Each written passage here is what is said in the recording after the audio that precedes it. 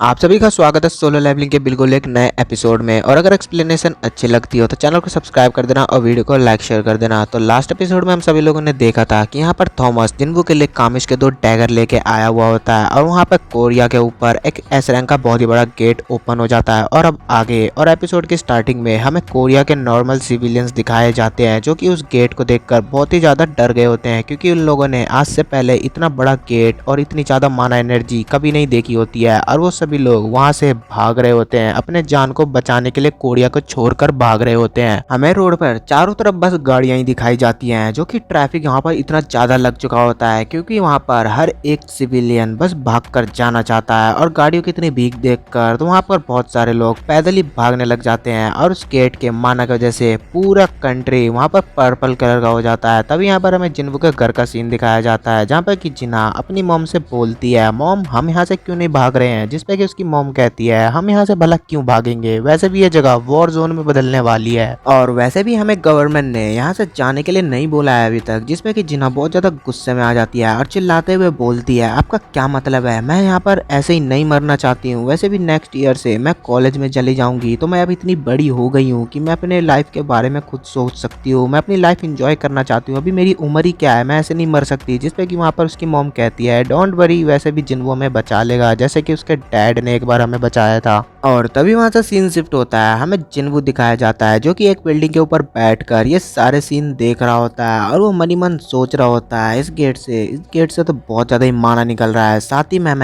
में मैं उनको महसूस भी नहीं कर पा रहा हूँ, पता नहीं क्या होगा। मुझे यहाँ पर बहुत सारे लोगों को प्रोटेक्ट करना है, लेकिन मैं अभी भी यही सोच रहा हूँ क्या मैं ये सब प्रोटेक्ट कर पाऊंगा, वो भी बिना कोई कुर्बानी दिए। पता नहीं आगे कौन जिंदा रहेगा भी या नहीं रहेगा। और ऐसा ही बोलते ही वहां पर जिन्वू अपने फोन को बाहर निकाल लेता है और सोच रहा होता है इसके बाद पता नहीं मैं जिंदा रहूंगा भी या नहीं। और हमें उसके फैमिली लिस्ट में मॉम, जिन्हा, गिल्ड पे जिन्हो और हमें लास्ट में फ्रेंड लिस्ट पर चाहेन का भी नाम दिखाया जाता है। तो सोच रहा होता है क्या मुझे चाहेन से बात करनी चाहिए। तभी यहाँ पर हमें चाहेन दिखाई जाती है जो कि अभी भी प्रैक्टिस कर रही होती है और इनका मास्टर कोई और नहीं बल्कि मिस्टर सॉन्ग होते हैं। और यहाँ पर मिस्टर सॉन्ग अभी भी एस रैंक के हंटरों को ट्रेनिंग दे रहे होते हैं, जिस पर यहाँ पर वो चाहेन से कहते हैं, मैं महसूस कर सकता हूँ तुम कुछ दिनों से सही नहीं हो, तुम मनी मन में कोई बात सोच रही हो, मैं समझ सकता हूँ कि तुम पर क्या बीत रही है। हालांकि मैं एक एस रैंक का हंटर नहीं हूँ और मेरे साथ वो चीजें नहीं हुई है जो तुम्हारे साथ हुई है और जो चीजें होने वाली है, मेरे साथ तो अभी तक ऐसा कुछ भी बुरा नहीं हुआ है। तभी यहाँ पर चाहेन का फोन बजने लग जाता है और वो वहाँ पर कुछ देर बात करने के बाद वहाँ पर मिस्टर सॉन्ग से कहती है, मुझे जाना होगा कुछ काम। और वो फिर वहाँ पे थोड़ा सा शर्माने लग जाती है और फिर शर्माते हुए कहती है, कोई थोड़ा सा इंपॉर्टेंट काम आ गया है, मुझे जाना होगा। जिस पर भी मिस्टर सॉन्ग समझ जाते हैं और बहुत खुश होने लग जाते हैं। और तभी यहाँ पर हमें उस अम्यूजमेंट पार्क का सीन दिखाया जाता है। वहाँ पर सभी लोग बहुत ज्यादा हैरान होते हैं किसी को देखकर और वो बोल रहे होते हैं क्या ये सांग जिन्वू है ना। और हमें बताया जाता है वहाँ पर जिन्वू चाहेन के साथ आया हुआ था और वहाँ पर सारे लोग वहाँ पर जिन्वू को देखकर बोल रहे होते हैं, ये लड़की उसके साथ में कौन है, कहीं ये दोनों डेट तो नहीं कर रहे हैं। मगर वहाँ पे कुछ लोग चाहेन को पहचान लेते हैं और वो बोलते हैं, ये तो हंटर गिल्ड से मिस चाहेन है ना। और यहाँ पर सांग जिन्वू सोच रहा होता है और बोल रहा होता है, मैंने सोचा था ये जगह खाली होगी, लेकिन इतनी बड़ी मुश्किल आने के बाद भी यहाँ पे बहुत ज्यादा ही लोग हैं।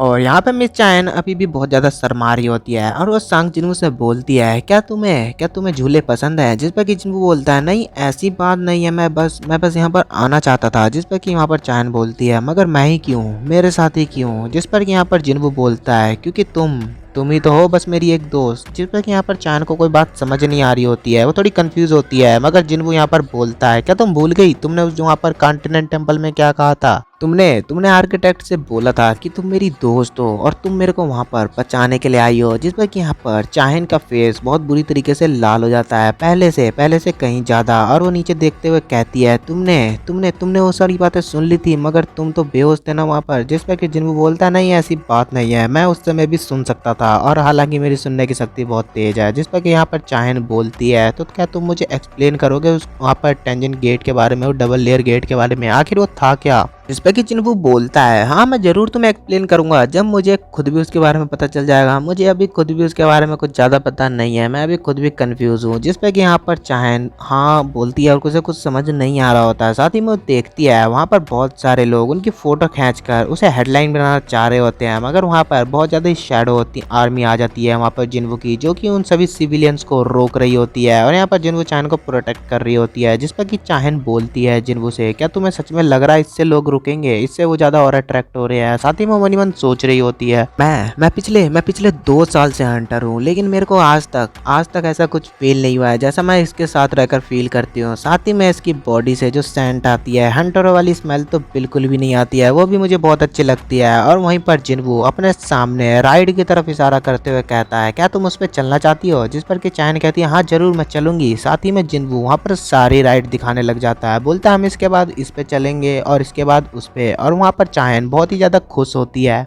और चायन वहाँ पे बहुत ज़्यादा स्माइल कर रही होती है और मुस्कुराते हुए जिन्वू से बोल रही होती है, मैं हर एक राइड पर जाना चाहती हूँ। जिस पर कि जिन्वू सोच रहा होता है, बस मैं ही नहीं था जो बाहर जाना चाहता था, इंजॉय करना चाहता था, किसी अपने के साथ टाइम स्पेंड करना चाहता था। ऑल राइट देन चलते हैं फिर। तभी हमें यहाँ पर उन दोनों को उस राइड पर दिखाया जाता है। वो दोनों बहुत ज़्यादा बोर हो रहे होते हैं, हालांकि बाकी लोग तो एंजॉय कर रहे होते हैं क्योंकि वो बस नॉर्मल सिविलियंस थे और क्योंकि ये दोनों ही एस रैंक के हंटर्स थे तो इन्हें ज़्यादा कुछ फील नहीं हो रहा होता है। और वहाँ से सीन शिफ्ट होता है, चाहन और जिन्वू को एक रेस्टोरेंट में दिखाया जाता है जहाँ पर कि जिन्वू चाहन से बोलता है, क्या तुमने वहाँ पर सच में इंजॉय करा था। जिस पर कि चाहन बोलती है, हाँ मैंने इंजॉय करा था, बहुत बहुत ज़्यादा ही मज़ा आया था। और वो जिन्वू को डिसअपॉइंट नहीं करना चाह रही होती है, इसलिए उसने ऐसा बोला था। और यहाँ पर जिन्वू सारी बात समझ गया होता है और बोल रहा होता है, वेल छोड़ो इस बात को, मैं एक समझ सकता हूँ, एक एस रैंक के हंटर के लिए वो साइकिल चलाना जितना आसान था, वो राइड सच में बहुत ज़्यादा ही स्लो थी। तो चलो मैं तुम्हें एक असली राइड पर लेकर चलता हूँ और हम वहाँ पर बहुत ज़्यादा इंजॉय करेंगे।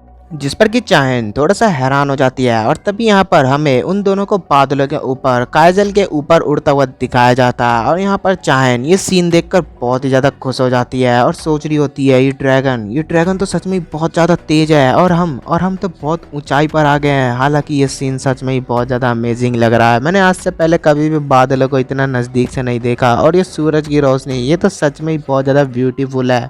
तभी वहाँ पर चाहन जिन्वू से बोलती है, जिन्वू जब तुम काइजल पे बैठकर कभी भी इतनी अमेजिंग राइड ले सकते हो तो अम्यूजमेंट पार्क जाने का क्या मतलब था। जिस पर कि वहाँ पर जिन्वू बोलता है, मुझे नहीं पता है कि जब वो गेट ब्रेक होगा तब उसके बाद क्या होगा, मैं बस वहाँ पर जाना चाहता था क्योंकि 10 साल पहले एक गेट ओपन हुआ था जिसमें कि मैंने अपने डैड को खो दिया था। जिस पर कि यहाँ पर चाहन थोड़ा सा सैड हो जाती है और बोलती है, मुझे इस बारे में नहीं पता था, आई एम सॉरी। और वहाँ पर वो अपने दिल की बात बोलने की कोशिश करती है मगर वहाँ पर जिन्वू उसे रोक देता है।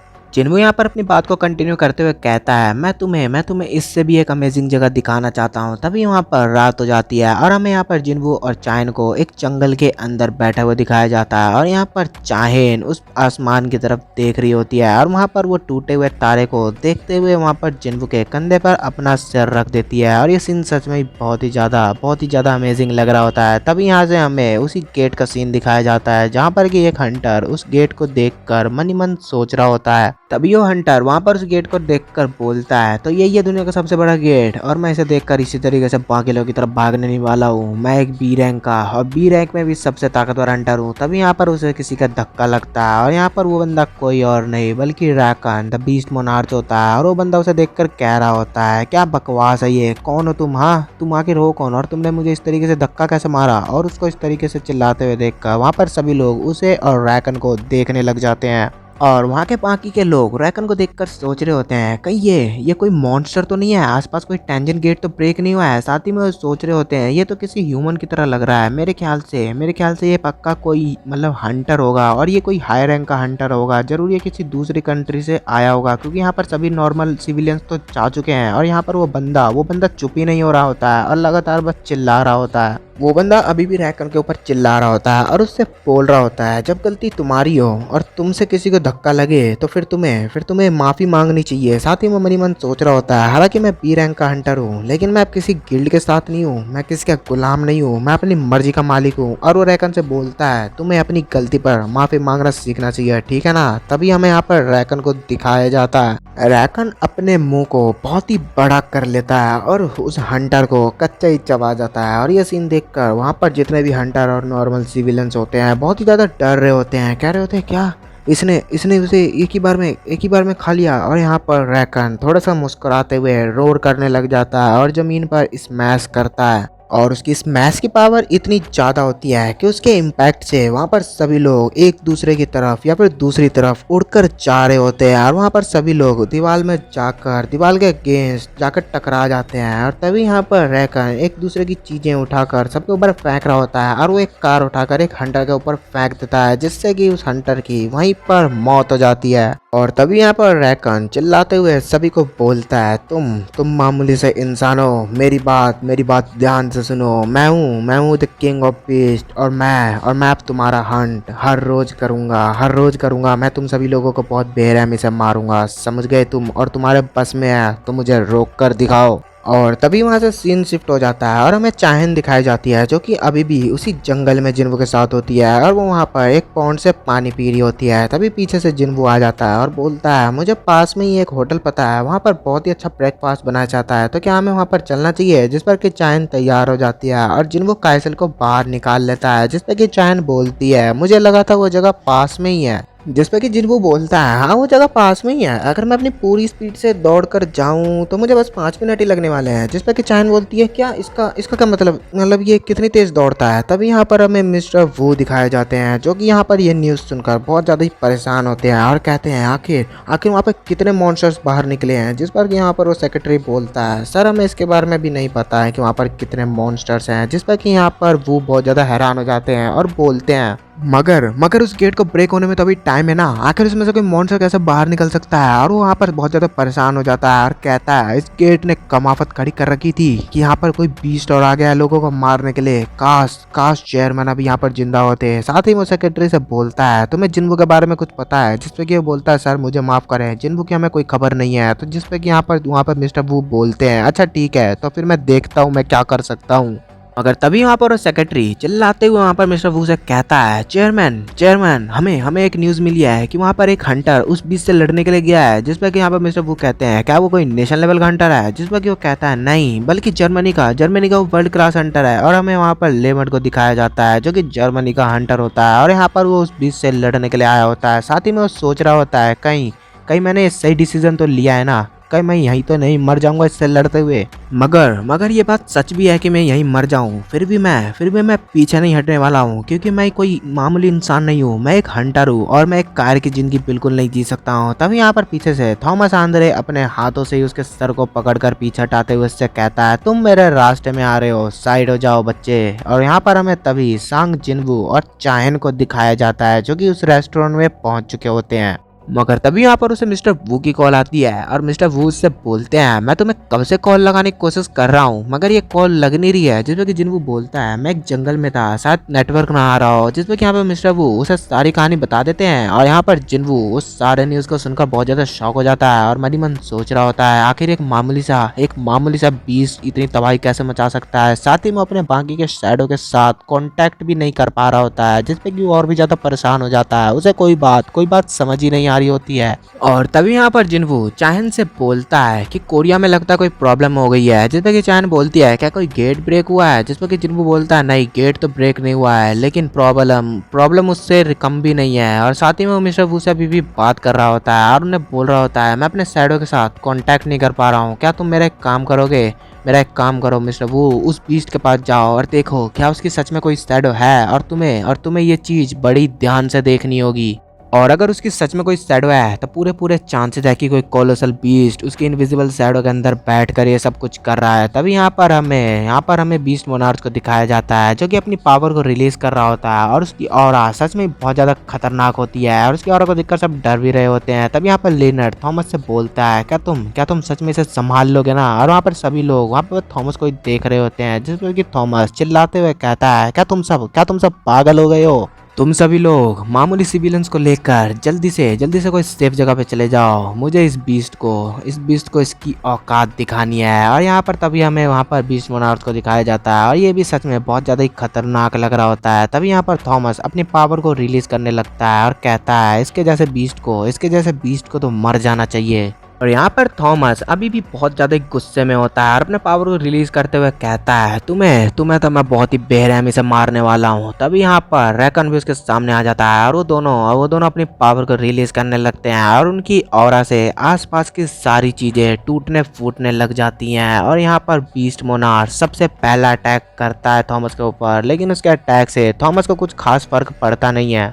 मगर तभी यहाँ पर थॉमस अपना एक पंच उस मोनार्क के फेस पर मारता है और उसके पंच में इतनी ज़्यादा पावर होती है कि उसका फेस पीछे की तरफ मुड़ जाता है। और थॉमस यहीं पर नहीं रुकता है, जैसे ही वो दूसरा अटैक करने के लिए जा रहा होता है वहाँ पर वो मोनार्क उसे डॉज करने की कोशिश करता है, लेकिन यहाँ पर थॉमस उसके फेस को ही पकड़ लेता है और नीचे ज़मीन में दे मारता है। और बस यहीं पर हमारे इस एपिसोड की भी एंड होती है। तो मिलते हैं नेक्स्ट एपिसोड में।